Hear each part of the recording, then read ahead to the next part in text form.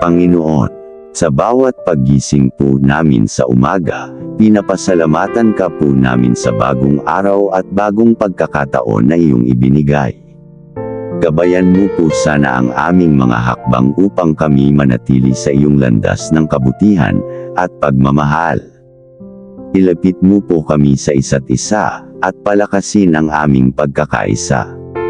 Naway kami po ay maging instrumento ng iyong kagandahang loob, pag-asa, at liwanag sa mga tao sa paligid namin.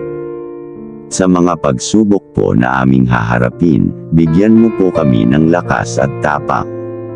Turuan mo po kaming magtiwala sa iyong plano at maging handa sa anumang hamon. Hiling po namin na palaging maging gabay ka, hindi lamang po para sa aming sarili, kundi para sa mas malawak na komunidad. Sa pangalan ni Jesus. Amen.